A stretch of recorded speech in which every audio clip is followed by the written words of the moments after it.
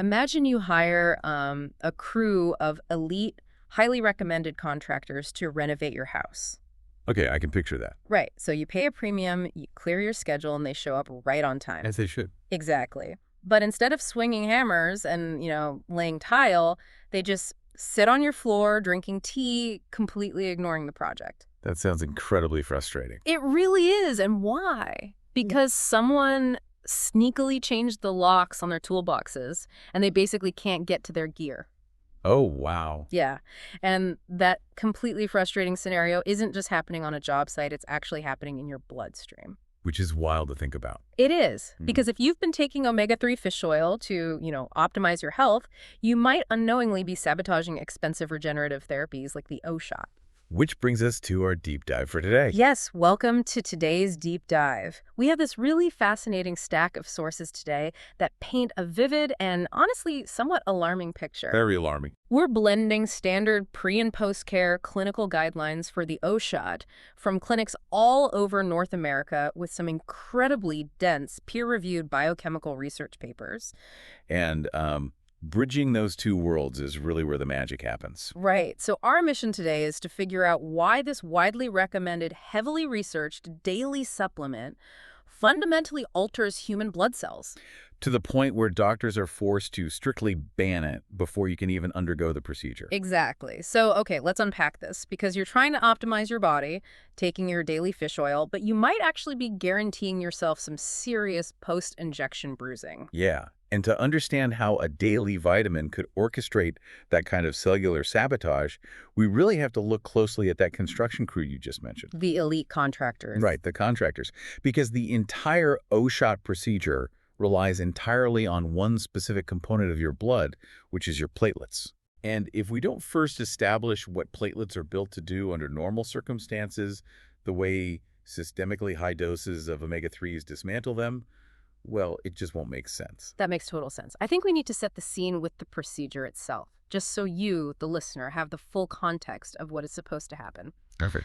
So the O shot, which stands for orgasm shot, is a minimally invasive, non-surgical treatment aimed at female sexual wellness. Right. And the active ingredient isn't like a synthetic pharmaceutical, it's PRP, which is platelet-rich plasma. Right. It's from your own body. Exactly. You go into the clinic, the provider draws your blood, they spin it down in a centrifuge to isolate your own platelets. Which is the crucial part. Yeah, and then they inject that concentrated plasma back into specific, highly sensitive anatomical points using very fine needles. And the biological goal of that injection is actually quite counterintuitive to how we normally approach medicine. How so? Well, usually the goal in a doctor's office is to reduce inflammation, right? Yeah, definitely. Here's an ice pack, take some ibuprofen. Exactly. But here, controlled acute inflammation is basically the catalyst. The procedure hinges on those injected platelets doing their job by deliberately triggering an inflammatory response. Oh, interesting. Yeah, when those platelets are injected back into the tissue, they become activated. And they release growth factors from these tiny storage units inside the cell called alpha granules. Alpha granules. Okay, got it. And those growth factors are the chemical messengers that rejuvenate the tissue, stimulate new blood flow, and basically drive the entire healing cascade. Well, bringing it back to the analogy, extracting PRP is like taking your body's most highly caffeinated construction crew, dropping them all in one specific spot and telling them to renovate the house. I love that analogy, yes. Right. You want them active, you want them communicating with each other, and you absolutely need them to open their toolboxes, those alpha granules, to get the raw materials out and actually get the job done. Exactly.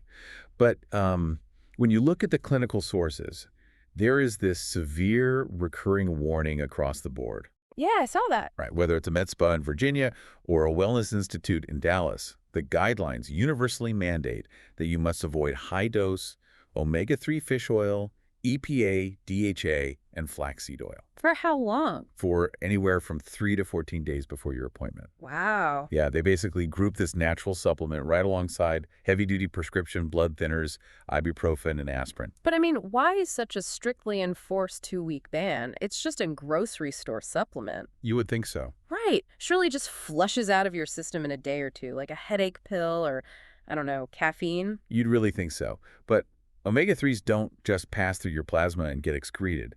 They literally rebuild the architectural walls of your cells. Wait, literally? Literally.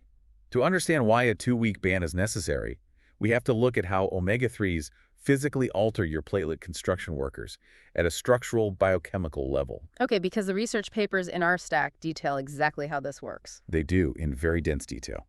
Yeah, very dense. But basically, when you consume high doses of EPA and DHA, which are the active fatty acids in fish oil, they don't just hang out in your bloodstream. No, they don't. They incorporate directly into the plasma membrane of your platelets.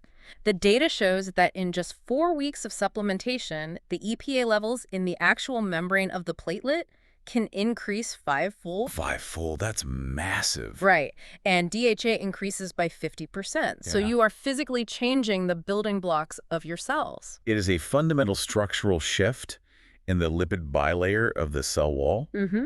And this is really the root of the medical paradox we were dealing with today. Hold on, though. I take fish oil every single morning specifically because my doctor told me it protects my heart from clots. Many people do. So are you telling me that by protecting my heart, I'm actively breaking my platelets? Are my platelets the bad guys here? No, not at all. Your platelets are just doing their job, which is primarily to aggregate, to clump together and form clots to stop bleeding. But in a diseased blood vessel, like an artery narrowed by cholesterol plaque, you don't want platelets hyperactively clumping together. Because that would cause a blockage. Exactly. A sudden clot there causes a heart attack or a stroke.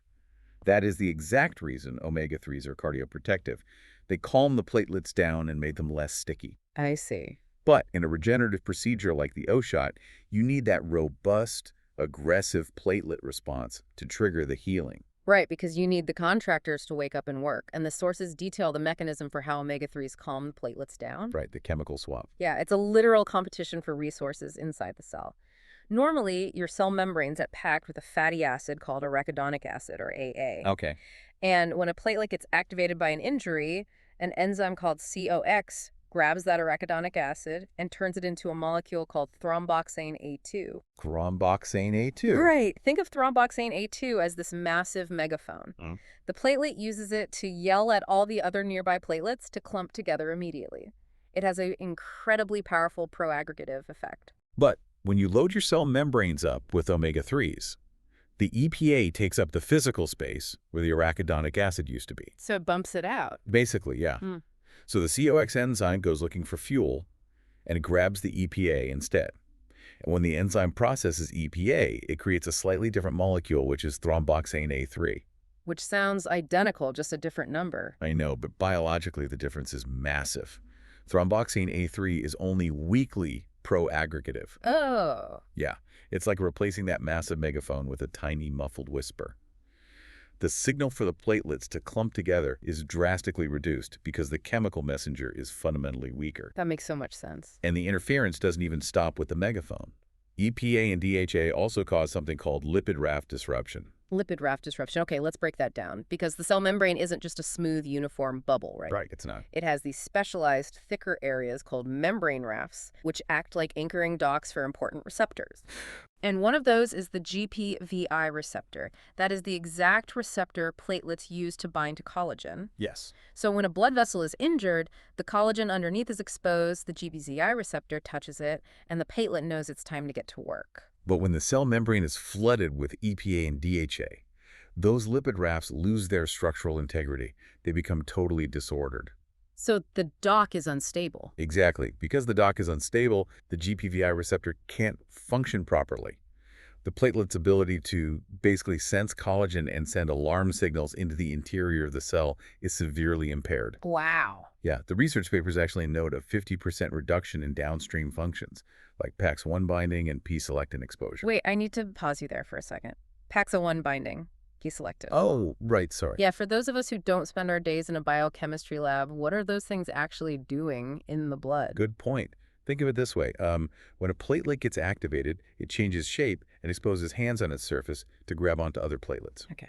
Right. That's what we measure with PAC1 binding, that Mhm. ability to physically link up. Got it. And P-selectin. P-selectin is a protein that acts like a distress flare fired from the surface of the platelet to pull in other immune cells to help heal the injury. So the omega-3s are dropping those functions by half. The platelets have no megaphone, unstable sensors, fewer hands to grab each other, and their distress flares are misfiring. So what does this all mean? Let's take all this biochemistry and bring it right back to the physical reality of sitting in a clinic chair getting the O shot. Right, the practical application. Because the provider is using fine needles to inject the PRP.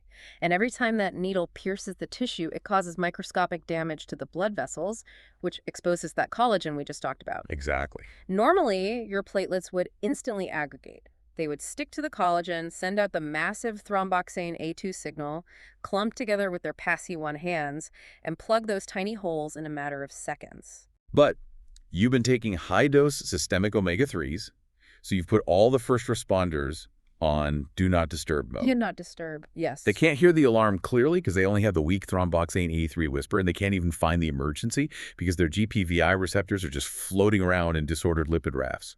Which brings us to the focus of today's deep dive, right? How these systemic high-dose supplements fundamentally affect platelet aggregation time and post-injection bruising. Yes. Because if your platelets take significantly longer to aggregate, you are going to bleed more under the skin. Absolutely. The research highlights that omega-3s cause a significantly delayed thrombin-induced clot retraction. Okay, meaning they take too long to close up. Exactly. What should have been a microscopic bleed that sealed itself instantly becomes a slow, steady leak of blood into the surrounding tissue. Yikes. Yeah. When clinics tell patients about the expected side effects of a standard O shot, they mention, mild tingling, minor swelling, and perhaps a small amount of soreness for a few days. Sure, normal needle stuff. Right. Minor bruising is a possibility. But the omega-3 effect transforms that entirely. Because they can't clot properly. Right. That delayed aggregation time means minor temporary bruising can become significant, dark, hematoma-like bruising that basically takes weeks to resolve. That sounds awful. It's visually alarming, it's uncomfortable, and it significantly extends the downtime for a procedure that is marketed as having essentially zero downtime. Exactly. Nobody wants an extended painful recovery from a wellness treatment. No, they don't. But here's where it gets really interesting. Oh. A nasty bruise is certainly a problem, obviously, but it is ultimately just a cosmetic symptom of a much deeper failure. Wait, really? A deeper failure? Yeah, because the bruising shows that the platelets aren't aggregating. We have to connect that lack of aggregation to the ultimate failure of the O-shot's primary mission, which is actual tissue rejuvenation. Oh, I see. In the clinical world, this is referred to as the non-responder phenomenon. Meaning you spend the money, you clear your afternoon, you go through the discomfort of the injections, and then months go by and absolutely nothing happens. Precisely nothing. The clinical guidelines explicitly list factors that can cause a patient to be a non-responder, like older age, hormonal status, or just poorly prepared PRP. Right. But they also explicitly warn that omega-3s and other antiplatelet agents may diminish the pro-healing response expected from the therapy. And to understand why the healing response is completely neutralized, we have to look at the secondary metabolism of EPA. Okay, let's get into it. We know EPA takes up space in the membrane and turns into the weak thromboxane A3. But it is also processed by a completely different enzyme called 12-LOX. 12-LOX. Right. And this enzyme converts EPA into a highly potent oxidized lipid called 12-HEP. And the biochemical papers in our sources flag 12-HEPE as the real villain here. It really is. It's not just a passive byproduct floating around, right? It is an incredibly powerful active inhibitor of platelet aggregation. Very active. The studies measured the inhibitory concentration, or IC50, of these molecules to see just how potent they really are. And what did they find? Well, the IC50 for raw EPA inhibiting collagen-induced aggregation is 6.5 micromolar. But for 12-HEPE, the IC50 is just 0.6 micromolar. Wow. That is a tenfold shift in potency. But I mean, 0.6 micromolar is just a number to most of us. How much stronger is that in practical terms? Think of it like alcohol content. Okay. EPA floating in your blood is like a very light beer. It has a mild effect. But 12-HEP is like pure 190 proof grain alcohol. Oh, cow. Yeah, it takes a tiny microscopic fraction of a drop to completely intoxicate and shut the platelets down. It is 10 times more powerful at stopping your platelets from working than the raw EPA itself. That is insane. And 12-HEP doesn't just stop them from clumping together, right? It attacks the very core mechanism of the O-shot. It does. The sources detail a critical finding, which is that 12-HEP potently attenuates alpha granule secretion. Yeah, and attenuating that alpha granule secretion, well, that is basically the fatal blow to the entire regenerative therapy. Let's bring this back to our construction crew. Because the alpha granules are the toolboxes. We established that at the beginning. Right, the toolboxes. The alpha granules hold the growth factors. They hold the exact biochemical blueprints and materials your body needs to rejuvenate the tissue, increase blood flow, and heal. Exactly. So if EPA taking over the cell wall is like changing the locks on the toolbox, 12 or EPE is like pouring concrete over the toolbox. It absolutely guarantees those growth factors aren't getting out. It does. You've basically gone through the process of extracting the growth factors, injecting them into the target area, and then you've biochemically locked them inside the cells. And we know exactly how 12-EP does this. Yes. For an alpha granule to fuse with the cell membrane and basically push its growth factors out into the surrounding tissue, the platelet relies on a very specific surge of intracellular calcium. Okay, calcium. Right. Calcium acts as the key turning in the lock, and 12-HEPE suppresses that calcium mobilization. So the key won't turn. Exactly. The toolboxes stay firmly shut. Man, so you are injecting a crew of construction workers who are biochemically paralyzed and just refuse to open their toolboxes. That's exactly it. And from what I understand of the sources, there's a second layer to this sabotage regarding inflammation. We said earlier that the O-shot requires an initial acute inflammatory response to start the whole healing process. Right. It's like starting a controlled fire to ban away underbrush and promote new growth. And omega-3s are famous precisely because they are anti-inflammatory. Right, that's why everyone takes them. Yeah. Omega-3s and their downstream metabolites, including specific molecules called resolvins, like resolvin E1, they actively reduce acute inflammatory responses. So they put out the fire? Exactly. They're designed by nature to clear out inflammation and return the tissue to a resting state. So in the context of the O-shot, they act like a systemic fire blanket, just smothering the controlled spark before it can even catch. Yeah. They suppress the exact cellular communication processes that the O-shot relies on to stimulate regeneration. It is a complete and utter neutralization of the medical procedure. You've suppressed the necessary inflammation with resolvins. You've severely delayed the clotting time by swapping thromboxane A2 for A3, which causes massive, prolonged bruising. Right. And you've suppressed calcium signaling with 12-HEPE, which pours concrete over the alpha granules so no growth factors can ever be released. Yes. It's just biological sabotage orchestrated entirely by a daily health supplement you can buy in a bulk tub at the supermarket. Which perfectly illustrates why those pre-care clinic guidelines are so incredibly adamant. Makes total sense now. Yeah, when a clinic tells you to stop taking fish oil for up to 2 weeks before a PRP procedure, it's not a casual suggestion just to save you a minor bruise. No, clearly not. It takes considerable time for those heavily modified platelets to cycle completely out of your bloodstream. The life cycle of a platelet is about 7 to 10 days. So you basically have to wait for your body to produce fresh, native platelets from your bone marrow that still have their arachidonic acid, their stable GPVI receptors, and their ability to actually mobilize calcium and release their growth factors. So it takes 2 weeks just to get the elite construction crew back to their original highly capable state with the right keys to their toolboxes. Exactly. So to summarize this incredibly complex web of biology, for you, taking high-dose omega-3s before an O-shot fundamentally rewrites your cellular architecture. Right. It replaces your strong pro-clotting molecules with weak ones. It scrambles your cell's ability to detect collagen, leading to significantly increased aggregation time and extended post-injection bruising. And worst of all, it produces 12-HEPE. The villain. The villain, yeah. A potent lipid that locks up the growth factors your body desperately needs to actually get the benefits of the PRP therapy. And, the relevance of this goes far beyond just understanding one specific clinical procedure.